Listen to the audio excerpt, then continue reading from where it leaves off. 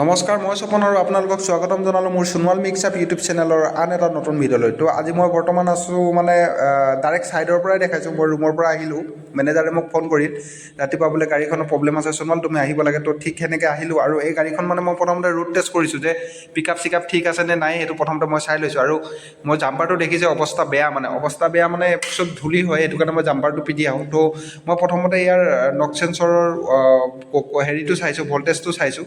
যিকোনো চেঞ্চৰ যদি বেয়া হয়, প্ৰথমতে আপুনি ভল্টেজটো চাব। প্ৰপাৰ যদি ভল্টেজ আহে তেতিয়াহ'লে গম পাব যে চেঞ্চৰটো বেয়া আছে, আৰু যদি প্ৰপাৰ ভল্টেজ নাহে তেতিয়াহ'লে গম পাব যে ৱাৰিঙৰ ক'ৰবাত প্ৰব্লেম আছে। তো সেনেকৈ ছিষ্টেমতে মই প্ৰথমতে ভল্টেজটো চাইছোঁ। ইয়াতে আপোনাৰ প্ৰপাৰ ভল্টেজ আছে, প্ৰপাৰ ভল্টেজ আহি আছে। এটাত 3 চামথিং আৰু এটাত 24 ভল্ট আৰু দুটা আৰ্থিং। তো তেনেকৈ ইয়াতে প্ৰপাৰ ভল্টেজ আছে। তো ভল্টেজটো চোৱাৰ পিছত মই গম পাইছোঁ যে তাৰ চেঞ্চৰটো বেয়া হৈছে।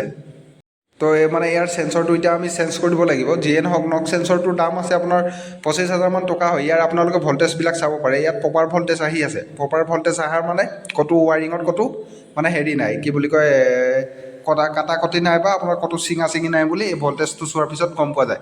তো আপোনালোকে নক চেঞ্চৰৰ কামটো মই আপোনালোকক এবাৰ ক'ব বিচাৰিম যে নক চেঞ্চৰটো কি কাম হয়। নক চেঞ্চৰটো হ'ল আপোনাৰ যোনটো ইয়াতে নক্স ওলায় হ'ল আপোনাৰ নক্স হ'ল নাইট্ৰজেন গেছ। এই নাইট্ৰজেন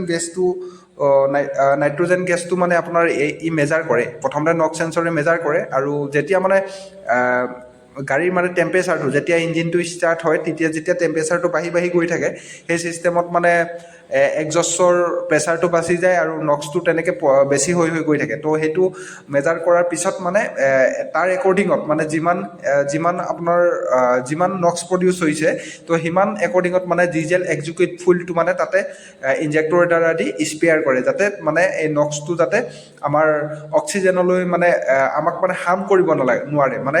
চাইলেঞ্চাৰৰ ভিতৰতে যোনটো নাইট্ৰজেন আছে, সেইটো মোটামুটি নোহোৱা কৰি কেনে কাৰ্বন আমাৰ অক্সিজেনৰ লগত যাতে মিলিব পাৰে। তো তেনেকুৱাকৈ এইটো কেমেষ্ট্ৰিক কিছুমান লজিক আছে, তো মই সিমান ভালকৈ নাজানো। যিয়ে নহওক, এইটো কৰাৰ পিছত আপোনাৰ মুঠতে উপযোগী কৰি তোলে। যোনটো গেছ নাইট্ৰজেন গেছ থাকে, সেই নাইট্ৰজেন গেছটো চাইলেঞ্চাৰৰ ভিতৰতে নাইকিয়া কৰি দিয়ে। তো আজিকালি এই চাইলেঞ্চাৰ নাথাকিলে আপোনালোকৰ গাড়ীৰ ফিটনেছো কমি যায়। যিয়ে নহওক, এইটো আপোনালোকে নক চেঞ্চৰটো চাব পাৰিছে, নতুন নক চেঞ্চৰ। এইটোৰ দাম হ'ল 25,000 টকা। তো এইটো চেঞ্জ কৰিলে মোৰ সন্দেহত 99% নক চেঞ্চৰ বেয়া বুলি ধৰিব পৰা যায়। প্ৰথমতে ছফ্টৱেৰত চোৱাৰ পিছতে এইটো গম পোৱা যায়। মই আপোনালোকক ছফ্টৱেৰ কানেকশ্যনটো গোটেইটো দেখাব পৰা নাই, কাৰণ মই যোনটো মোবাইলে ভিডিঅ' কৰি আছোঁ, সেইটো মোবাইলে আছে মোৰ ওচৰত। তো সেইটো কাৰণে মই আপোনালোকক পূৰা ছফ্টৱেৰটো দেখাব পৰা নাই। তো যিয়ে নহওক, মই আপোনালোকক যিখিনি পাৰোঁ মোৰ ফালৰ পৰা যিখিনি হয়, সেইখিনি মই আপোনালোকক দেখাই আছোঁ। আৰু ইয়াৰটো নক চেঞ্চৰটোতো বেয়া হৈছে, ইয়াৰ লগতে যোনটো আপোনাৰ স্পেয়াৰ কৰা ডজিং ইনজেক্টৰ থাকে, সেইটো বেয়া হৈছে। আৰু তাৰ লগতে ডজিং ইনজেক্টৰৰ লগতে আপোনাৰ ডজিং ইনজেক্টৰটো বেয়া হৈছে, আৰু তাৰ এটা DF-ৰ পাইপডাল আছিল, সেইডালো বেয়া হৈছে। আৰু এইটো আপোনালোকে চাবি অন কৰিলে দেখিব, ইয়াতে চেক ইঞ্জিন আহে। চেক ইঞ্জিন হ'ল গাড়ীখনত আপোনাৰ কিবা এটা মেজৰ প্ৰব্লেম আছে। তো সেইটো ৰিফ্লেক্ট কৰে বা সেইটো দেখাই দিয়ে যে গাড়ীখনত আপোনাৰ কিবা এটা প্ৰব্লেম আছে। যেনেকৈ আমাৰ বাইক স্কুটি ছাৰ্ভিচিং টাইপ থাকিলে এটা চেপেনাৰ টাইপ আহে, এইটো হ'ল আপোনাৰ পুৰণা নক চেঞ্চৰটো। দেখিছে নহয়, এইটো পুৰণা নক চেঞ্চৰটো। এইটোৰ টাইম গ'ল আৰু এইটো বেয়া হৈ গৈছে। তো এইটো বেয়া হোৱা ইলেক্ট্ৰনিকৰ কিবা প্ৰব্লেম থাকিব পাৰে, পানী চানী সোমাব পাৰে, গাড়ীৰ তলত থাকে।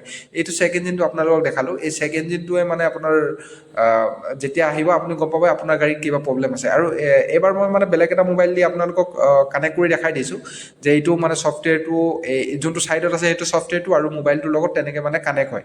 তো এই পাইপডাল দেখিছেনে, আপোনালোকক যোনডাল ক'লোঁ, এই পাইপডাল ছিঙি গৈছিল। এই পাইপডাল ছিঙি যোৱা নাই, যোনটো ডজিং ইনজেক্টৰটো আছিলে, এইটো গাড়ীখন হিলি থাকোঁতে ক'ৰবাত যাওঁতে টিপ মাৰোঁতে হিলি থাকোঁতে তাৰ ওপৰত এটা যোনটো হেৰি থাকে, এটা বল্ট থাকে, সেইটো খুলি গৈছে। আৰু এই পুৰণাটো নাই, এইটো নতুন হয়।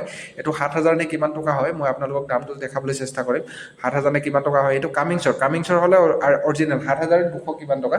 যিয়ে নহওক, কামিংছৰ হয়, এইটো অৰিজিনেল হয়। আৰু এইটো যেতিয়া খুলি গৈছিল, তেতিয়া পাইপডাল ছিঙি গৈছিল।